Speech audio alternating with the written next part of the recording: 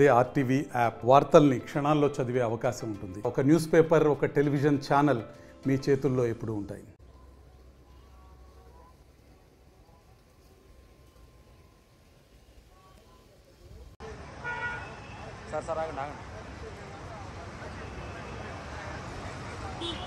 అలా కూర్చో ఒక్క నిమిషం.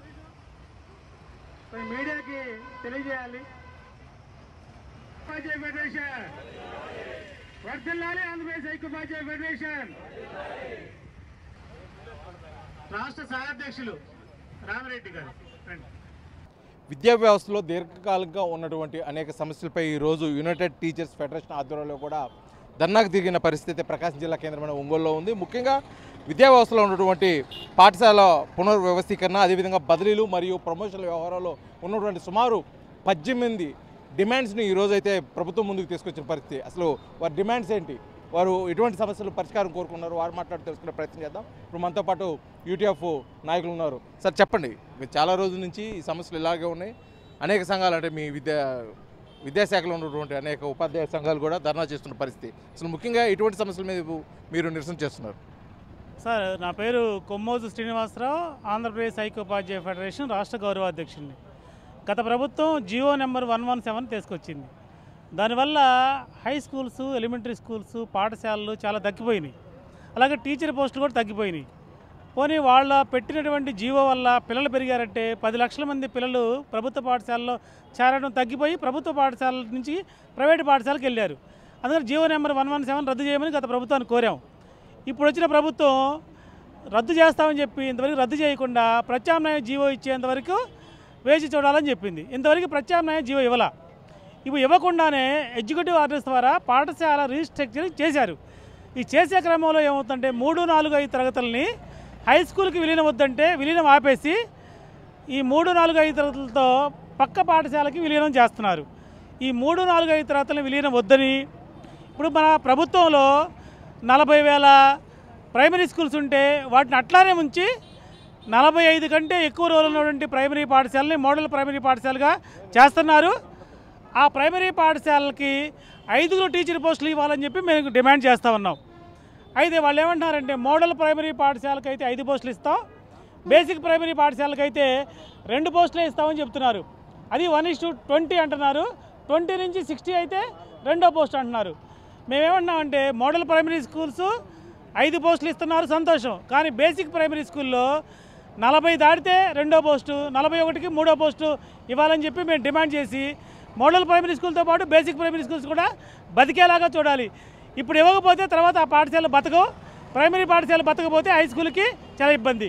సరే, అయితే ముఖ్యంగా మీరు పెట్టిన డిమాండ్స్లో గతంలో అనేక నివేదికలు చెప్పాయి. అంటే ప్రభుత్వం ఈ జీవో 117 తీసుకొచ్చే ముందు కనీసం కొన్ని స్కూల్లో కనీస సంఖ్య అంటే విద్యార్థుల సంఖ్య లేకపోవటం, ఉపాధ్యాయులు అధికంగా ఉండటం, ఇది చాలా కారణాల వల్ల కూడా కొన్ని సవరణలు కూడా తీసుకురావడం జరిగిందన్నారు. అంటే వాటి సమస్య పరిష్కారంగా అంటే ఉపాధ్యాయులుగా మీరు గవర్నమెంట్ ఉపాధ్యాయులుగా మీరేటువంటి విద్యార్థుల సంఖ్య తగ్గటం వల్ల ఉపాధ్యాయుల సంఖ్య పెరిగారంటే నేను అదే చెప్పాను.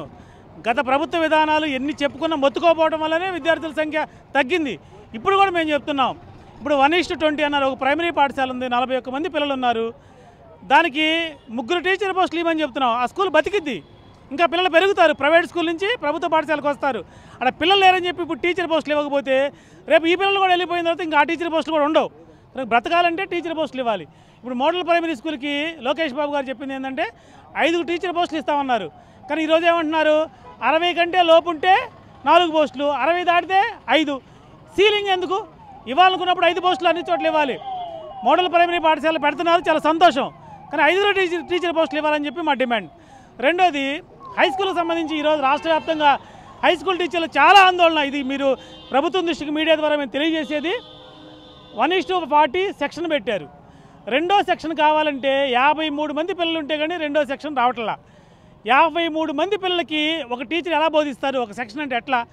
అందుకు 40 దాటితే 45కి 2వ సెక్షన్ ఇస్తే టీచర్ పోస్టులు పెరుగుతాయి. అందువల్ల ఈ సర్ప్లస్ ఉండరు, మిగిలిన టీచర్లు ఉండరు. ఈరోజు ఉన్న టీచర్ పోస్టులు మొత్తాన్ని సర్ప్లస్ పేరుతో బయట పెట్టేస్తే మరి హై స్కూల్ టీచర్ పోస్ట్ అయ్యి. రెండోది, అసలు ఆంధ్రప్రదేశ్లో తెలుగు మీడియం లేకుండా చేస్తే ఏం పద్ధతి చెప్పండి? అసలు మన చంద్రబాబు నాయుడు గారు వచ్చిన తర్వాత కూడా తెలుగు కింద ప్రాధాన్యత వచ్చిన తర్వాత కూడా హై స్కూల్లో తెలుగు మీడియం లేకపోవడం వల్ల వేలాది high school teacher post surplus అయినాయి. దీనికి ఎవరు కారణం? టీచర్లా, ప్రభుత్వ విధానాలా? అందరినీ మేము ముఖ్యంగా కోరేది, ప్రకాశం జిల్లాలో 314 హై స్కూల్స్ ఉన్నాయి. ప్రతి హై స్కూల్లో ప్యారలల్ తెలుగు మీడియం స్కూల్ పెడితే తెలుగు మీడియంలో చదువుకునే పిల్లలు ఉంటారు, ప్లస్ టీచర్ పోస్టులు కూడా ఉంటాయి, క్వాలిటీ ఎడ్యుకేషన్ వచ్చింది. ఇది అలాగే ఈరోజు జూనియర్ కాలేజీ పోస్టులు దాదాపు 295 జూనియర్ కాలేజీలు పెట్టారు. వాటిని స్ట్రెంథన్ చేయండి. గత ప్రభుత్వం స్ట్రెంథన్ చేయకుండా పోస్టులు ఇచ్చింది. అందువల్ల వాటి కూడా టీచర్ పోస్టులు కేటాయించాలని చెప్పి మనం డిమాండ్ చేస్తా ఉన్నాం. చెప్పండి. అయితే ముఖ్యంగా బదిలీలు, ప్రమోషన్ విషయంలో కూడా మీరు కొన్ని డిమాండ్స్ కూడా ప్రభుత్వం ముందు పెట్టడం జరిగింది. వాటి సమస్య పరిష్కారానికి మీరేం కోరుకుంటున్నారు యూటీఎఫ్ నుంచి? నా పేరు డి వీరాంజలు, యూటీఎఫ్ జిల్లా ప్రధాన కార్యదర్శి. ఇప్పుడు ప్రధానంగా ఆన్లైన్ కౌన్సిలింగ్ తీసుకొచ్చారు. మేము చెప్పేది ఏంటంటే ఆఫ్లైన్ తీసుకురమ్మని. ఆఫ్లైన్ ఎందుకు అడుగుతున్నామంటే, ఉదాహరణకి సెకండ్ గ్రేడ్ టీచర్ పోస్టులు ఉన్నాయి, దాదాపు కొన్ని వేల పోస్టులు. వీళ్ళు ఆ బదిలీలో అప్లై చేసుకోవాలంటే 1 నుండి 2000, 3000 దాకా వాళ్ళు అప్లై చేసుకోవాలి. ఆ విధంగా పెట్టుకుంటేనే ఆన్లైన్లో అది సాధ్యమైంది. అది కాబట్టి ప్రాక్టికల్గా అది ఒక పెద్ద ఇష్యూగా ఉంది. కాబట్టి దాని స్థానంలో ఆఫ్లైన్ పెట్టమని మేము డిమాండ్ చేస్తున్నాం. అదేవిధంగా మరి ప్రమోషన్స్ కూడా ఇప్పుడు సర్ప్లస్ చూపిస్తున్నారు. ఈ సర్ప్లస్ చూపించాల్సిన అవసరంలా 45 మందికి ఒక సెక్షన్ పెట్టుకుంటే అక్కడ అడ్జస్ట్ అయిపోతారు. ఇప్పుడు గవర్నమెంట్ విధానాలు మొత్తంగా ఎట్లా ఉందంటే, స్కూళ్ళ మూసివేత, టీచర్ పోస్టులు రద్దు. దీని పర్యావసనం ఇంకా ఈ మే నెలలో రాబోతుంది. తల్లి వందనం పేరుతో నేను 15,000 రూపాయలు ఎంతమంది ఉంటే అంతమందికి ఇస్తా అంటున్నాడు. మరి రేపు ఆ డబ్బులు తీసుకొని వీళ్ళు ఎక్కడికి వెళ్ళాలా? అంటే గవర్నమెంటే ఆ విధంగా ప్రైవేట్ విద్యను ప్రోత్సహిస్తుంది. మేము ఒకటే చెబుతున్నాం, ఆ ఫండ్ని దాదాపు సంవత్సరానికి 7,000-8,000 కోట్ల రూపాయల గ్రాంట్ని పాఠశాల మౌలిక సదుపాయాల మీద, పాఠశాల రిక్రూట్మెంట్ మీద పెడితే క్వాలిటీ ఎడ్యుకేషన్ వస్తుంది. ఆ విధమైన విధానాలు కావాలని, కాబట్టి ప్రభుత్వ విధానాలన్నీ కూడా ప్రైవేటీకరణ వైపు వెళ్తున్నాయి. అదే ప్రమోషన్స్, సీనియారిటీ లిస్టులు తయారు చేయడంలో కూడా అన్ని అవకతవకలు, ఒక విధానం అంటూ లేకుండా నెల్లూరు జిల్లాకు ఒక విధానం, ప్రకాశం జిల్లాకు ఒక విధానం. మేము యూటీఎఫ్గా అనేక ప్రాతినిధ్యాలు చేసాం. రూల్ పొజిషన్ ప్రకారం పాటించండి. ఆ విధంగా సీనియారిటీ లిస్టులు తయారు చేసి ఎవరికి అన్యాయం జరగకుండా చూడనని మేము ఈ సందర్భంగా డిమాండ్ చేస్తున్నాం. ఇప్పటికైనా మేల్కొని ఆ సీనియారిటీ లిస్టులు రూల్ పొజిషన్ ప్రకారం తయారు చేయాలని మరీ కోరుతున్నాం. మొత్తానికి ఈరోజు యూటీఎఫ్ ఆధ్వర్యంలో జరుగుతున్న నిరసనలో ముఖ్యంగా జీవో నెంబర్ 117 రద్దుతో పాటు ప్రమోషను, అదేవిధంగా బదిలీల విషయాల్లో కూడా ఆఫ్లైన్ తీసేసి ఆన్లైన్ తీసేసి ఆఫ్లైన్లో పెట్టాలని చెప్పేసి కోరుకున్నారు. అదేవిధంగా తల్లి వందనం ద్వారా వస్తున్న నిధుల్ని ప్రభుత్వ పాఠశాలకు కేటాయిస్తే ఎంతో అభివృద్ధి చెందుతుంది. ఈ ప్రైవేట్ పాఠశాలని ప్రోత్సహించే విధంగా ఈ తల్లికి వందనం కార్యక్రమంలో కానీ వీటిపై ప్రభుత్వం మరొకసారి పునరాలోచన చేయాలని చెప్పేసి కూడా యూటీఎఫ్ తరఫున అయితే డిమాండ్ చేసిన పరిస్థితి ఒంగోలు నుంచి కనిపిస్తుంది. వీడియో జర్నలిస్ట్ లక్ష్మణ్తో శ్రీనివాస్, RTV ఒంగోలు, ప్రకాశం జిల్లా. మరిన్ని వీడియోస్ కోసం ఛానల్ ని సబ్స్క్రైబ్ చేయండి. లేటెస్ట్ అప్డేట్స్ కోసం వాట్సాప్ ఛానల్ ని ఫాలో అవ్వండి. అండ్ లింక్ డిస్క్రిప్షన్ లో ఉంది.